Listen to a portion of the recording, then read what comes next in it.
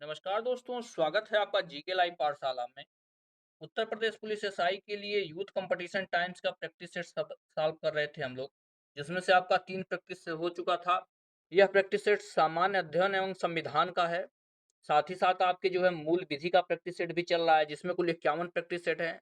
उसका जो है 10 प्रैक्टिस सेट हो चुका है। उसका लिंक आपको डिस्क्रिप्शन बॉक्स में मिल जाएगा। यह जो है संविधान एवं सामान्य अध्ययन का प्रैक्टिस सेट है, जिसमें आपका चौथा प्रैक्टिस सेट है। पीडीएफ के लिए आप लोग टेलीग्राम चैनल जरूर ज्वाइन कर लीजिए, लिंक आपको भी डिस्क्रिप्शन बॉक्स में मिल जाएगा। चलिए शुरुआत करते हैं चौथे प्रैक्टिस सेट का पहले प्रश्न से। जो भी लोग नए जुड़े हैं प्लीज आप लोग वीडियो को लाइक करिएगा, चैनल को जरूर सब्सक्राइब कीजिएगा।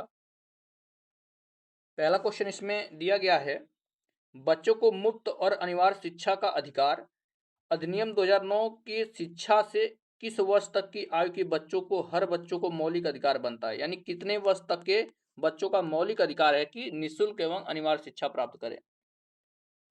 जवाब हो जाता है ऑप्शन नंबर डी, यह जो है 6 से 14 वर्ष तक के बच्चों के लिए। कितना? 6 से लेकर 14 वर्ष तक के लिए बच्चों के लिए निःशुल्क एवं अनिवार्य शिक्षा आपका अनिवार्य है। यह जो है मौलिक अधिकार अधिनियम 2009 में किया गया था। अगला प्रश्न, भारतीय संविधान के निर्माताओं द्वारा किस देश के संविधान से केंद्र के पास अवशिष्ट शक्तियों के होने की संकल्पना को लिया गया है, यानी जो है अवशिष्ट शक्तियां केंद्र सरकार में निहित रहेंगी, यह किस देश के संविधान से लिया गया है? तो यह जो है कनाडा के संविधान से लिया गया है। सी ऑप्शन हो जाएगा। कहां से? कनाडा के संविधान से लिया गया है।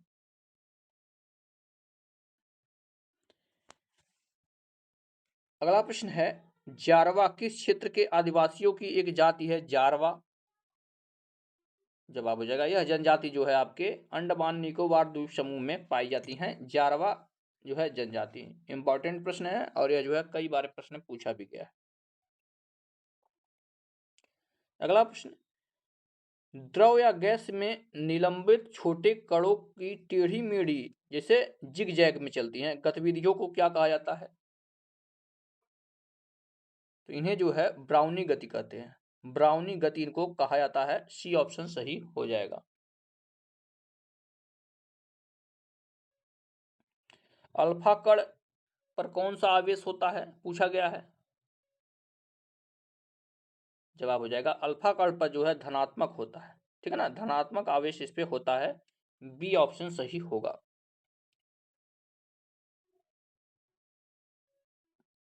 नेक्स्ट क्वेश्चन, निम्नलिखित में से उष्णकटिबंधीय क्षेत्र कौन सा है? उष्णकटिबंधीय क्षेत्र। जवाब हो जाएगा, कर्क रेखा से मकर रेखा के मध्य जो है उष्णकटिबंधीय क्षेत्र होता है। सी आपका सही जवाब हो जाएगा। कहां से कहां तक? कर्क रेखा से मकर रेखा के मध्य। नेक्स्ट क्वेश्चन, नंदा देवी जैव मंडल रिजर्व निम्नलिखित में से किस भारतीय राज्य में है? नंदा देवी। जवाब हो जाएगा, यह जो है आपके उत्तराखंड में है। कहां पर है? यह उत्तराखंड में है, नंदा देवी जैव मंडल रिजर्व।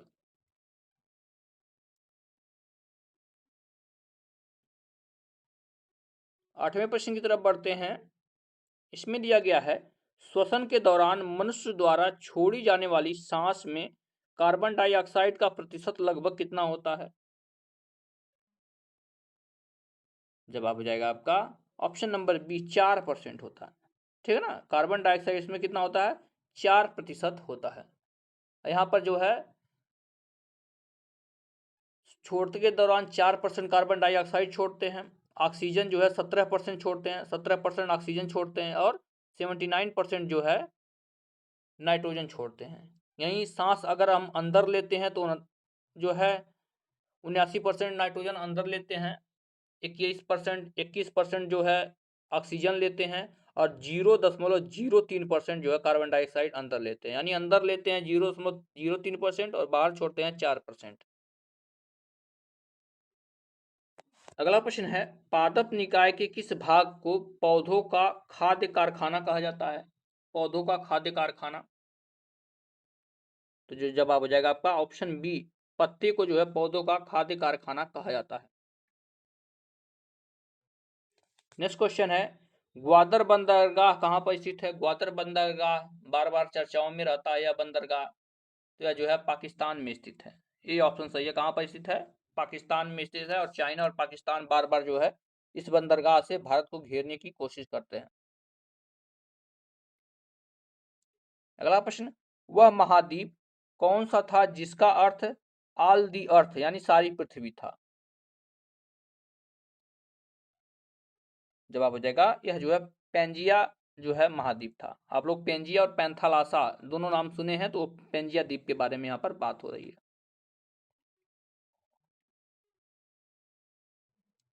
नेक्स्ट क्वेश्चन, इसमें से कौन बायोडिग्रेडेबल नहीं है? बायोडिग्रेडेबल इसमें से कौन सा नहीं है पूछा गया है। 12वां प्रश्न है। जवाब हो जाएगा आपका ऑप्शन नंबर यहाँ से डी, एल्यूमिनियम बायोडिग्रेडेबल नहीं है। अब यहीं आप लोग बात किए हैं बायोडिग्रेडेबल क्या होता है, तो जीवाणुओं तथा फंगस आदि द्वारा जो वस्तुएं अपने संगठनों में टूट जाती है उन्हें ही आपको जो है बायोडिग्रेडेबल कहते हैं।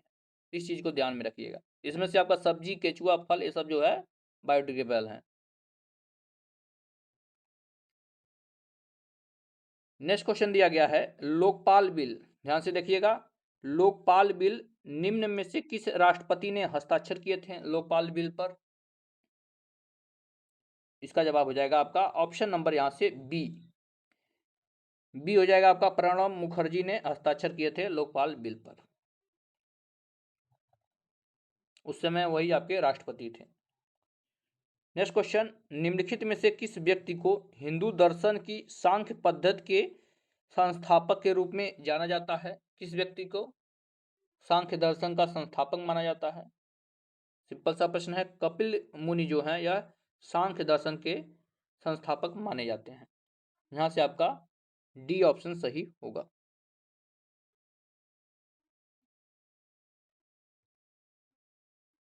अगला प्रश्न है, राज्यसभा में राज्यों के आवंटित सीटें निम्नलिखित में से किस पर आधारित होती हैं? राज्यसभा में राज्यों को जो भी सीटें आवंटित होती हैं किस पर आधारित होती हैं? तो यह जो है प्रत्येक राज्य की जनसंख्या पर आधारित होती हैं। डी ऑप्शन सही का, यानी वहां की जनसंख्या जितनी होती है उस पर सीटों का आवंटन होता है। 16वां प्रश्न है, 1815 में भारत के प्रथम महासर्वेक्षक के रूप में किसे नियुक्त किया गया था? महासर्वेक्षक की बात हो रही है यहाँ पे। तो उस समय जो है कालिन मैकेंजी को नियुक्त किया गया था। कालिन मैकेंजी को महासर्वेक्षक नियुक्त किया गया था। आपका डी ऑप्शन सही हो जाएगा। इन्हें जो है ऑप्शन में आपके सर्वेयर जनरल भी आ सकता है, ध्यान दीजिएगा। महासर्वेक्षक की जो है सर्वेयर जनरल भी आ सकता है, तो दोनों का मतलब एक ही है। 17 नंबर प्रश्न है, निम्न में से कौन से कार्यकलाप कार्मिक लोक शिकायत और पेंशन मंत्रालय द्वारा किया जाता है?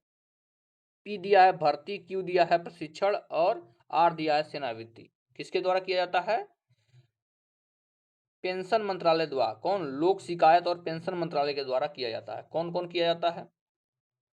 जवाब हो जाएगा आपका भर्ती भी किया जाता है, प्रशिक्षण भी दिया जाता है और सेनावृत्ति भी दी जाती है। तो यहां से आपका ऑप्शन नंबर ए सही हो जाएगा, पी क्यू आर तीनों। नेक्स्ट क्वेश्चन है, 1839 में तत्वबोधिनी सभा की स्थापना किसने की थी? तत्वबोधिनी सभा। जवाब हो जाता है यह जो है देवेंद्रनाथ टैगोर ने किया था तत्वबोधिनी सभा की स्थापना। ये ऑप्शन सही हो जाएगा, किसने किया था? देवेंद्रनाथ टैगोर ने किया था। कब किया था? 1839 में। ध्यान रखिएगा, सन भी पूछा जा सकता है। 1839 में हुई थी आपकी तत्वबोधिनी सभा की स्थापना।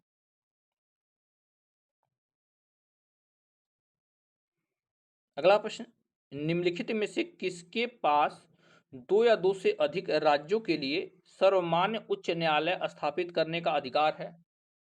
सर्वमान्य उच्च न्यायालय, तो यह अधिकार जो है भारत की संसद के पास है। ऑप्शन यहां से बी सही होगा, पार्लियामेंट ऑफ इंडिया यानी भारत की संसद। बी ऑप्शन यहां से आपका सही हो जाएगा।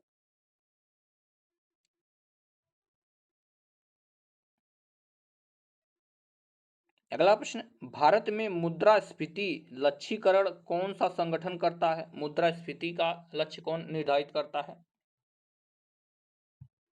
तो यह जो है आरबीआई के द्वारा किया जाता है। भारतीय रिजर्व बैंक, यहाँ से आपका ए ऑप्शन सही हो जाएगा, भारतीय रिजर्व बैंक।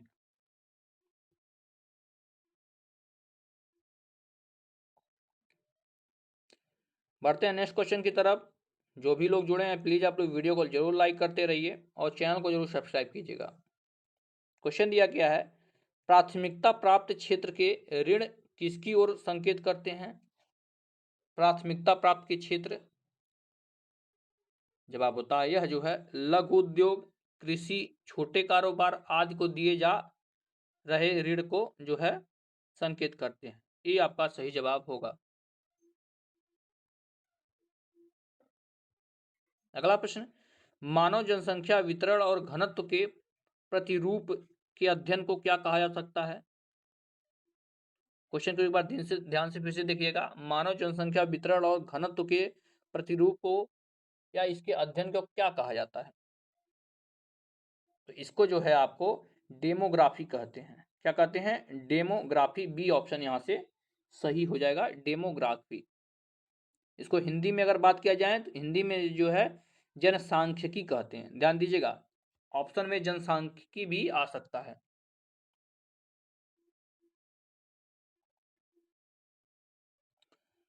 तेईसवां प्रश्न है, उत्तर प्रदेश में चित्रकारी की कला ने किसके शासनकाल के दौरान अपना चरम स्थान हासिल किया था?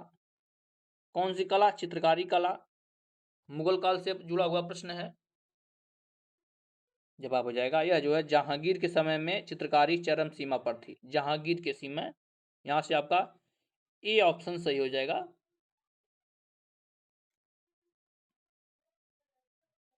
अगला प्रश्न, मानव अधिकारों की सार्वभौमिक घोषणा 1948 में कितने अनुच्छेद हैं?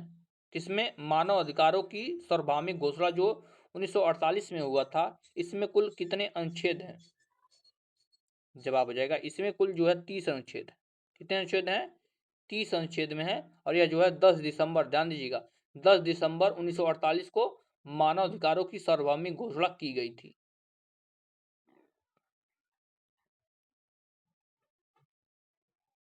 अगला प्रश्न है, केंद्रीय रिजर्व पुलिस बल का मुख्यालय निम्नलिखित में से किस शहर में स्थित है? ऑप्शन ए है बेंगलुरु, बी है पुणे, सी है नई दिल्ली और डी है भोपाल। तो यह जो है आपका नई दिल्ली में स्थित है। ठीक है ना। केंद्रीय रिजर्व पुलिस बल का मुख्यालय कहाँ पर है? नई दिल्ली में। और इसकी स्थापना जो है 27 जुलाई, ध्यान दीजिएगा, 27 जुलाई 1939, ठीक है ना, 1939 को हुई थी। 27 जुलाई 1939 को इसकी स्थापना हुई थी। 26वां प्रश्न है, राष्ट्रीय अनुसूचित जनजाति आयोग के अध्यक्ष और अन्य सदस्यों की नियुक्ति कौन करता है? राष्ट्रीय अनुसूचित जनजाति आयोग के बारे में बात हो रही है। जवाब हो जाएगा भारत के राष्ट्रपति करते हैं। बी आपका सही जवाब होगा। कौन करते हैं? भारत के राष्ट्रपति करते हैं।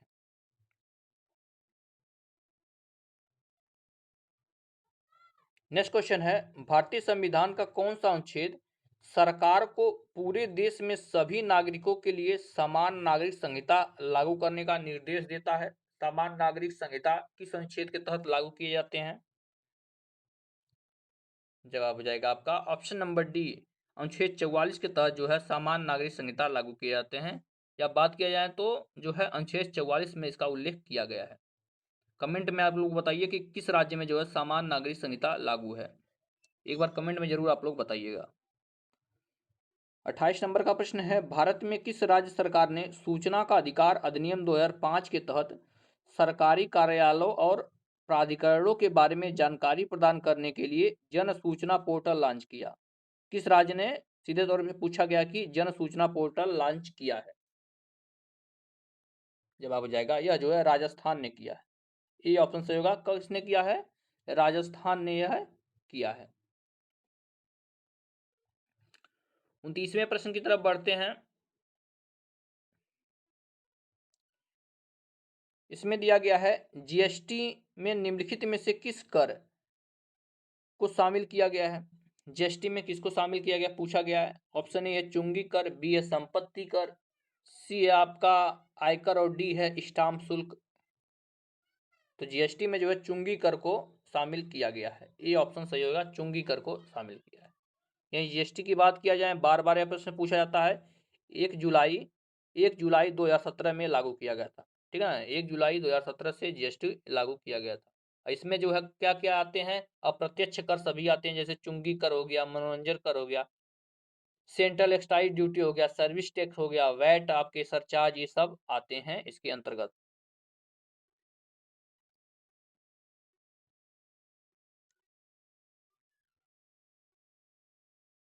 अगला प्रश्न है, निम्नलिखित में से कौन सा एक एप्लीकेशन सॉफ्टवेयर है। एप्लीकेशन सॉफ्टवेयर इनमें से कौन सा है। जवाब हो जाएगा सीएडी, जो है यह एप्लीकेशन सॉफ्टवेयर है, यानी कंप्यूटर एडेड डिजाइन जो होता है, यह एक एप्लीकेशन सॉफ्टवेयर होता है। नेक्स्ट क्वेश्चन, गोवा मुक्ति दिवस इनमें से किस तारीख को मनाया जाता है। गोवा मुक्ति दिवस, जवाब हो जाता है यह जो है 19 दिसंबर को मनाया जाता है। कब मनाया जाता है, 19 दिसंबर को। सी ऑप्शन सही होगा। अगला प्रश्न दिया गया है, निम्नलिखित में से कौन सा एक उत्तर प्रदेश के तथ्यों के बारे में बेमेल है। उत्तर प्रदेश के तथ्यों के बारे में कौन सा सही नहीं है। जवाब हो जाएगा ऑप्शन डी, उत्तर प्रदेश का राजकीय पशु जो है नीलगाय नहीं है। कौन सा है उत्तर प्रदेश का राजकीय पशु, बारहसिंघा है, ठीक है ना। कौन सा है, बारहसिंघा उत्तर प्रदेश का राजकीय पशु है। 33वां प्रश्न दिया गया, भारत के राष्ट्रीय मानवाधिकार आयोग के विधान इनमें से किसका अनुपालन करता है। राष्ट्रीय मानवाधिकार आयोग का विधान, जवाब हो जाएगा यह जो है पेरिस सिद्धांत से जो है संबंधित है। किससे, पेरिस सिद्धांत से यह संबंधित है। और यह जो है कब हुआ था, 1991 में। ध्यान दीजिएगा, पेरिस सिद्धांत कब हुआ था, 1991 में। बढ़ते हैं 34 नंबर के प्रश्न की तरफ। इसमें दिया गया है, इनमें से उत्तर प्रदेश के मूल निवासी शास्त्रीय नृत्य की पहचान करें। इनमें से कौन सा जो उत्तर प्रदेश का मूल शास्त्रीय नृत्य है। जवाब हो जाएगा आपका ऑप्शन नंबर डी, कथक है। क्या है, कथक जो है आपके उत्तर प्रदेश का शास्त्रीय नृत्य। मोहिनीअट्टम की अगर हम बात करते हैं तो जो है तमिलनाडु के बारे में आता है, केरल के बारे में, उड़ीसी आपके उड़ीसा के बारे में आता है। और यह जो है थिरुक्कुल जो है यह आपके शास्त्रीय नृत्य है ही नहीं।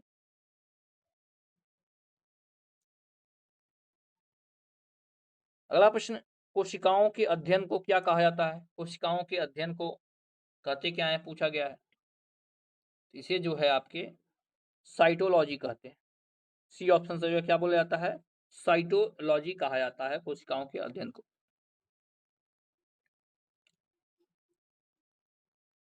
अगला प्रश्न है, निम्नलिखित में से किस खाद्य पदार्थ में आयरन प्रचुर मात्रा में पाया जाता है। इसमें जो है आयरन पाया जाता है, पूछा गया है। जवाब हो जाता है आपका गुड़।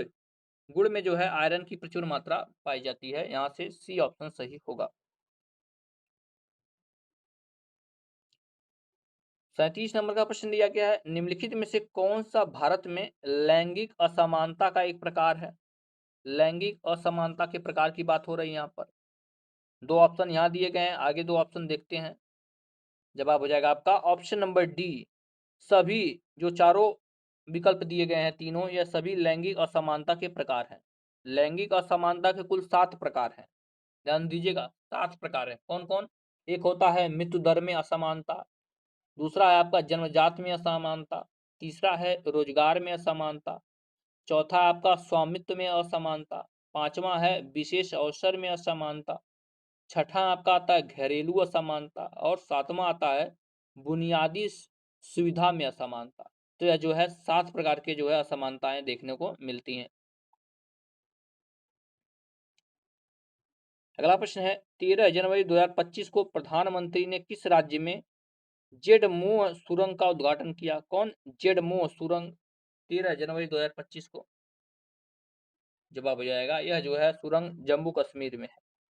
ज्यादातर सभी सुरंग जो है आपके पहाड़ी एरिया में या पहाड़ी राज्यों में होते हैं, तो ज्यादातर केरल हो, माफ कीजिएगा, या जो है उत्तराखंड हो गया, हिमाचल प्रदेश हो गया, जम्मू कश्मीर हो गया, यही सब में किए जाते हैं। तो आप जो है ऑप्शन को भी एलिमिनेट कर सकते हैं देख करके।